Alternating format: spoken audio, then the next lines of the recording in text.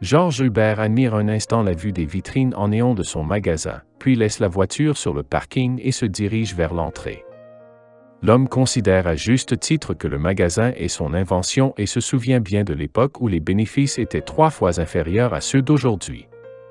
Georges travaille comme directeur du magasin depuis plusieurs années et a l'habitude de superviser personnellement le processus.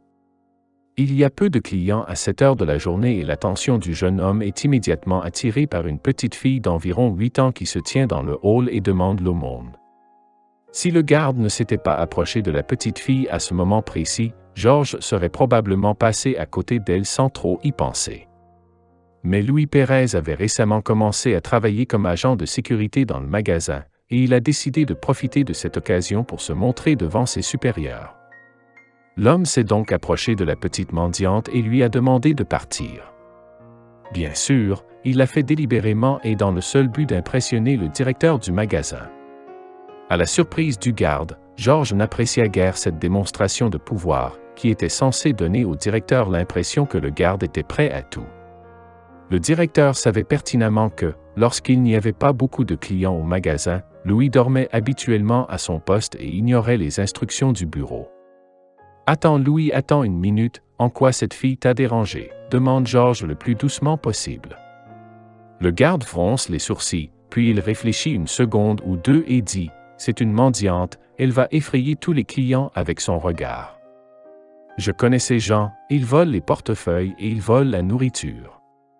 Je lui ai déjà dit de partir 2 fois aujourd'hui et elle continue de revenir. » Georges a regardé la jeune fille attentivement et a vu la peur dans ses yeux. « Il me semble que tu exagères un peu, Louis. Cette petite fille ne peut pas être une voleuse, j'en suis sûr, » a dit le jeune manager d'un ton glacial. « Vous le savez bien sûr, monsieur Hubert, mais je ne tirerai pas de conclusion hâtive si vous ne les faites pas partir tout de suite, ces mendiantes vont prendre le contrôle de l'établissement. » Mais Georges ne l'écoutait plus, il prit la petite fille par la main et la tira à part. « Alors dis-moi ma chère, quel est ton nom et qu'est-ce qui t'est arrivé? Tu n'as pas l'habitude de faire ça, n'est-ce pas? » demanda le directeur en tapotant affectueusement l'épaule de la petite fille. La fille soupira doucement en réponse et commença son histoire. Il s'avéra que la fille s'appelait Molly et qu'elle mendiait de l'argent pour sa mère qui était gravement malade. Comme la fille ne mentionnait rien au sujet de son père, Georges supposa qu'elle n'en avait probablement pas. « Viens, je vais voir comment je peux t'aider, mais tu sais quoi, viens avec moi, » a dit le jeune gérant et a conduit la jeune fille dans les profondeurs du magasin. Là, Georges a dit à la jeune fille de choisir ce dont elle avait besoin, mais l'homme ne s'attendait pas à ce que Molly soit si modeste, la jeune fille n'a pu prendre aucune des choses qu'on lui a proposées. Georges a décidé de prendre les choses en main et a rapidement ramassé un sac plein de toutes sortes de produits nécessaires, pour la jeune fille et quelques bonbons aussi. Réalisant alors que Molly ne pouvait pas porter le sac sur elle, le jeune homme lui a proposé de la ramener chez elle. « En fait, ma mère ne me permet pas de parler aux étrangers, surtout ceux qui m'invitent dans leur voiture, mais je sens que vous êtes quelqu'un de bien, » répondit Molly en souriant gentiment à son bienfaiteur. « Oui ma chérie, ta mère a raison, les petites filles comme toi doivent être très prudentes. Je vais juste te ramener chez toi pour être sûr que tu arrives à destination. » Georges a répondu et a ouvert la porte de son Audi pour que la jeune fille puisse monter. Il s'est avéré que Molly vivait à quelques pâtés de maison du magasin, où Georges travaillait comme gérant. Sur le chemin de sa maison, Georges a suggéré à la jeune fille d'aller à la pharmacie et d'acheter des médicaments pour sa mère. À la surprise du jeune gérant, Molly se souvient du nom de tous les médicaments dont sa mère a besoin, ce qui fait que l'homme se sent très désolé pour la petite fille. Le quartier dans lequel vit la jeune fille est considéré comme l'un des plus défavorisés de la ville, ce qui fait que Georges éprouve une fois de plus de la sympathie pour la petite fille. Et lorsque le gérant apporte les sacs à la porte, Molly l'invitait à entrer. Georges n'était pas très à l'aise au début, mais il a décidé de ne pas décliner l'offre de la petite fille. C'était aussi particulièrement dû au fait que le jeune manager ne pouvait pas se débarrasser du sentiment que ce regard déterminé que la fille lui donnait était en quelque sorte familier.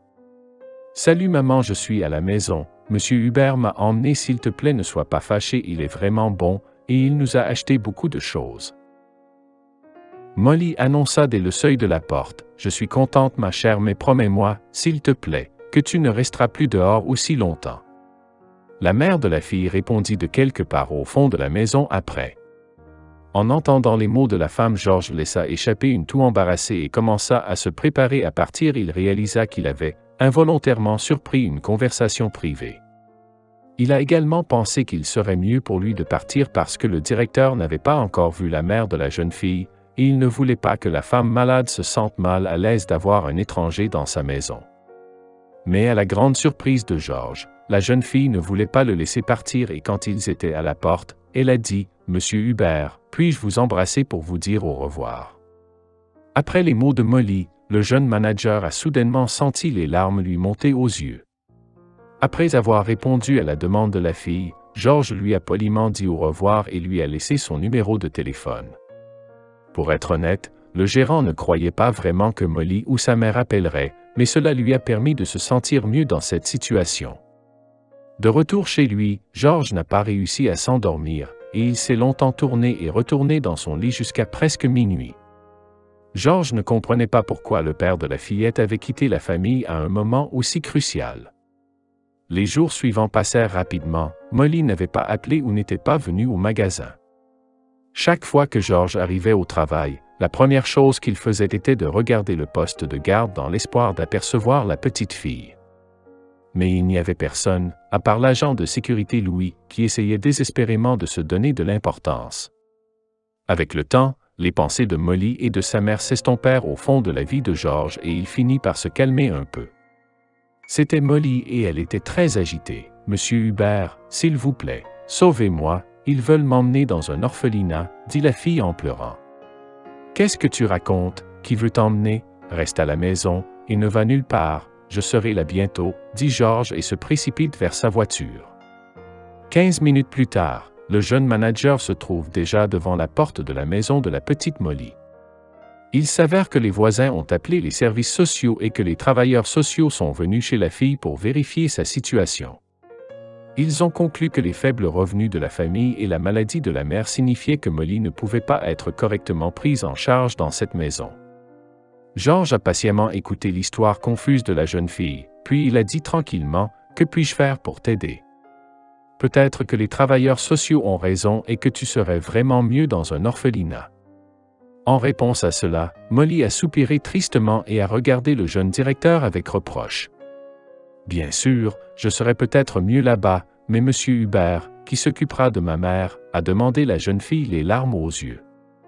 Georges ne s'attendait absolument pas à cette question, toute cette situation lui donnait la nausée.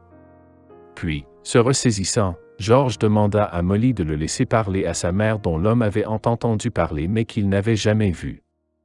La femme se reposait dans la chambre, enveloppée dans une couverture jusqu'au cou. Il était évident qu'elle avait des bouffées de chaleur et de froid.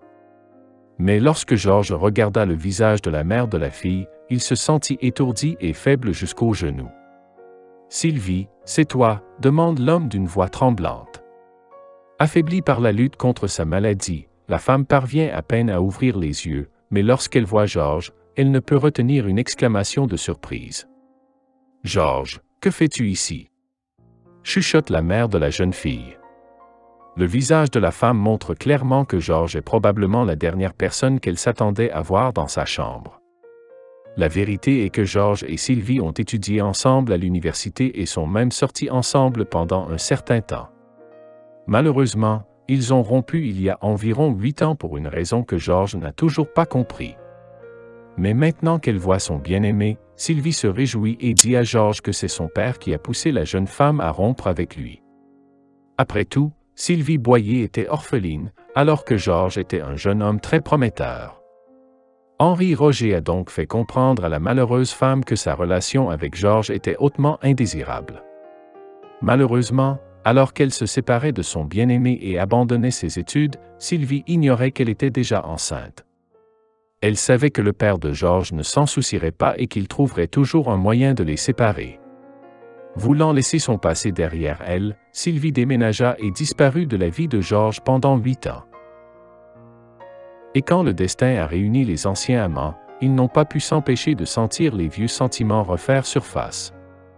Sylvie ne savait pas que le père de Georges avait menti à son fils et lui avait dit que Sylvie avait abandonné l'université pour vivre à Caen avec son fiancé. « Maman, pourquoi tu pleures? »« Parce que Monsieur Hubert est ton père, » répondit Sylvie en reprenant courage. « C'est génial, je suis si heureuse, mon père est génial. » Molly hurle de joie. Georges essuie une larme et prend la petite fille dans ses bras, puis l'homme s'approche de Sylvie et lui demande comment il peut l'aider. Il s'avère que les médecins ont diagnostiqué une tumeur chez la mère célibataire. Heureusement, elle est bénigne, mais la femme doit encore se faire soigner. Il s'agit d'une thérapie médicamenteuse coûteuse que Sylvie ne peut pas se permettre. Après que la jeune mère ait abandonné l'université il y a 8 ans, tout ce qu'elle pouvait faire était de travailler comme femme de ménage ou serveuse dans un café au bord de la route. Ce qui a le plus bouleversé Georges, c'est que pendant tout ce temps, il vivait à l'autre bout de la ville et ne soupçonnait même pas qu'il avait une fille et qu'elle avait désespérément besoin de son aide. « Je promets de faire tout ce qui est en mon pouvoir pour t'aider, Sylvie. Je suis sûr à 100% que tu vas guérir, » a dit le jeune manager d'un ton décidé. Georges a alors embrassé sa petite fille et a commencé à appeler toutes les cliniques privées de la ville. Après avoir essuyé le refus de quelques cliniques, l'homme a finalement trouvé un endroit qui acceptait de traiter Sylvie. Georges a passé tout ce temps avec sa fille à lui montrer la ville, ce qu'elle n'avait pas vraiment eu l'occasion de voir avant que l'homme n'essaie désespérément de compenser tout ce dont sa fille avait été privée pendant ces 8 années. Et lorsque Sylvie est enfin sortie de l'hôpital, Molly lui a tendu un bras rempli de ballons et Georges a ajouté un bouquet de roses. « Maman, Monsieur Hubert, je veux dire papa, dit qu'il veut te demander en mariage, » dit Molly en souriant joyeusement. Sylvie a levé les sourcils de surprise, mais en regardant Georges, elle a compris que sa fille disait la vérité. L'homme tenait ouvert une boîte en velours contenant une magnifique bague en or. « Oui, mon amour, » a dit Sylvie en retenant à peine ses larmes. Georges serre l'amour de sa vie dans ses bras, puis l'entraîne dans une danse improvisée, au grand plaisir de leur fille. L'homme sait qu'il a enfin trouvé le bonheur dont il rêvait depuis 8 ans.